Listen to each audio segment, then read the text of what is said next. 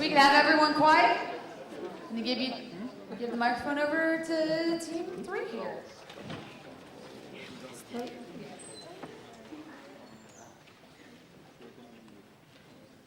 To launch a scientific experiment to the International Space Station, it needs to be simple, cost-effective, and more importantly, answer a clear overarching hypothesis.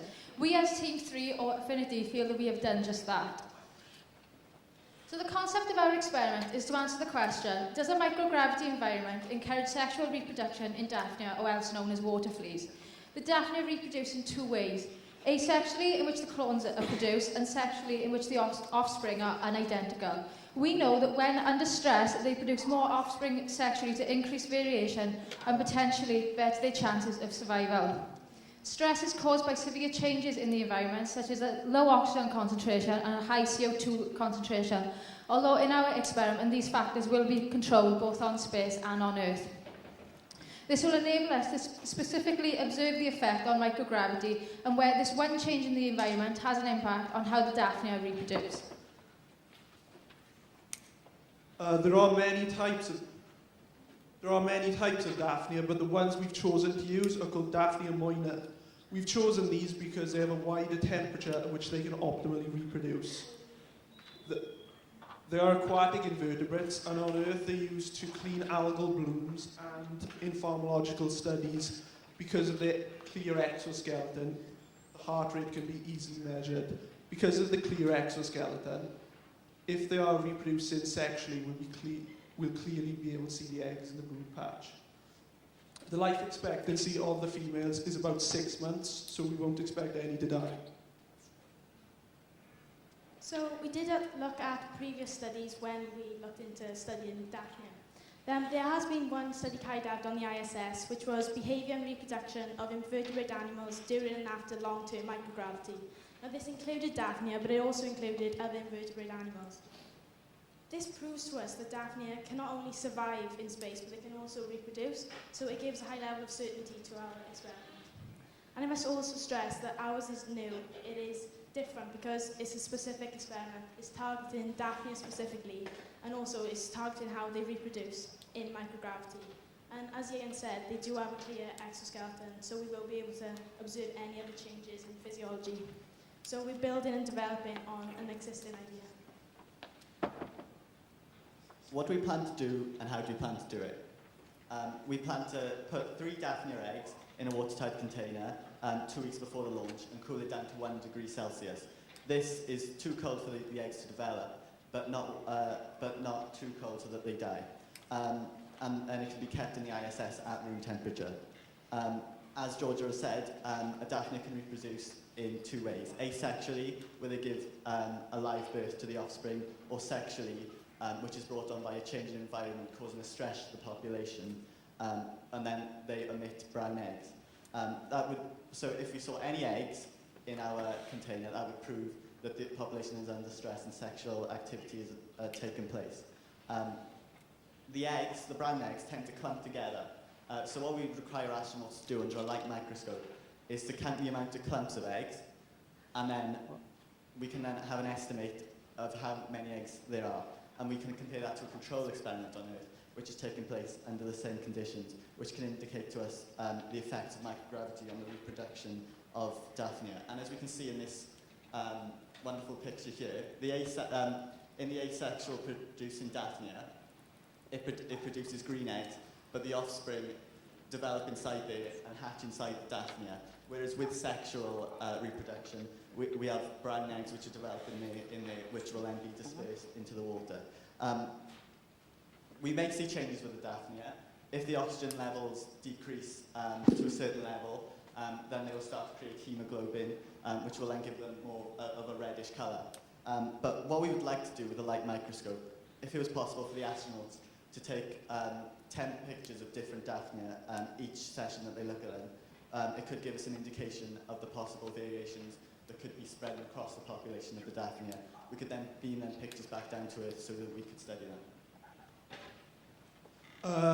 Both terrestrially and on the ISS, the only variable will be the gravity. We'll be keeping the temperature at 21 degrees Celsius, which is the optimum temperature for Daphnia reproduction, and is temperature on the International Space Station anyway.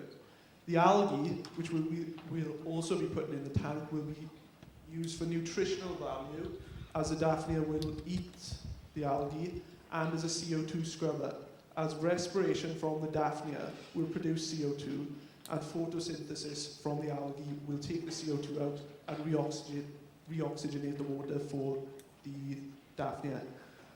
The pH conditions, which will become more acidic by the CO2, will be then reduced by the algae again as the CO2 is taken out. So there will be a fairly constant pH.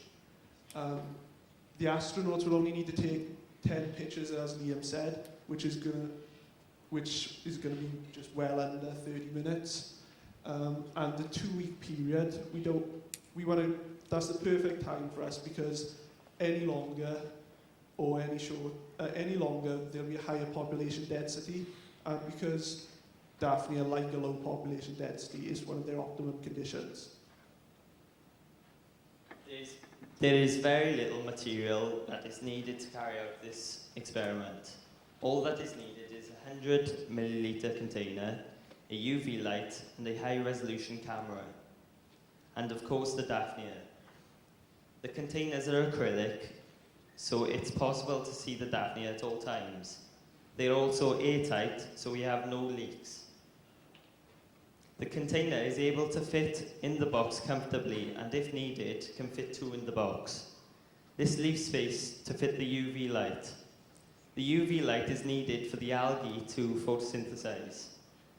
This is in the 2 watt limit and also comfortably able to fit in the box. The actual containers will cost about £2. The UV light is 3.5 centimeters in diameter and 3.7 centimeters high, so there's no size problems there. And it'll actually be attached to the inside of the box lid to shine over the plastic container. And the cost for the light should be around £6.99. We'll be using the microscope with the built-in camera, which is already on board the ISS, so there's no cost involved there. And then the number of organisms we'll be using is 3 eggs in each container, which has a cost of less than £6.50. So the total cost then for the one experiment is £15.50, which is $23.60. That's for the one experiment set in space. And then the cost for both experiment sets will be £24.50, which is $37.30. The total weight of the contents of the box should be around 260 grams, not much more than that. We could reduce this figure to about 160 grams if only one container is used. On the other hand, the 2 containers does increase the reliability of the experiment. So our prediction. We believe that there'll be an increase in the sexual reproduction on the ISS as opposed to asexual reproduction. So we expect to observe more dark eggs in the water, which will be produced by the Daphnia, compared to the control experiment on Earth. We believe this is because Daphnia will be under stress due to the microgravity environment, therefore will reproduce sexually to increase variation in the population, which really gives more likely chance of survival for the offspring. Application. Through doing this experiment, we'll develop a deeper understanding of how microgravity affects organisms who reproduce both sexually and asexually, and also how the stress of a microgravity environment affects aquatic invertebrates. Other benefits of the experiment could lead to possible increase in the efficiency of clearing or counteracting algal bloom. It could also decrease the effects of eutrophication, the actual numbers of eutrophic waters. Eutrophication is a big problem globally. For instance, 53% of lakes in Europe are actually eutrophic, 54% in Asia, and well over 40% in America.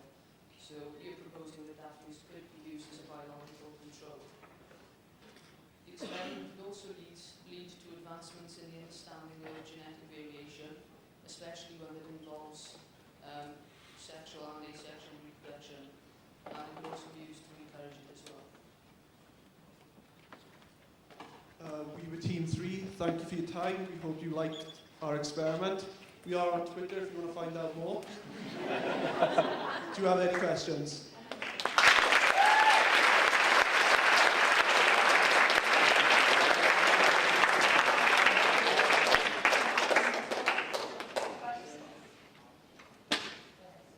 How long is it from the eggs that have been created to become fully grown Daphnia cells?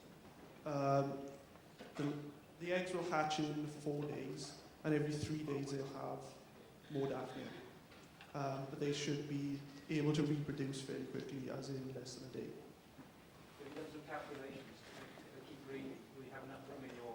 If we keep it under 2 weeks as a sort of maximum, based on sort of the mean number of eggs per brood, then we will have enough room and enough off. What's your disposal time? It's not like it comes from the in 2 weeks.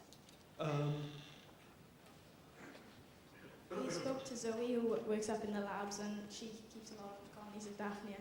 And we can freeze them, so then they go drowsy, and then they don't feel anything. So freezing is the option. So if I understood this, you launch the eggs, not adult Daphnia, correct? Correct.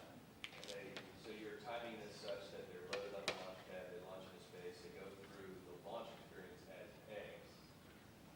So the stress is sure to be in space. Okay, gotcha. So only the microgravity environment can affect the development of the eggs.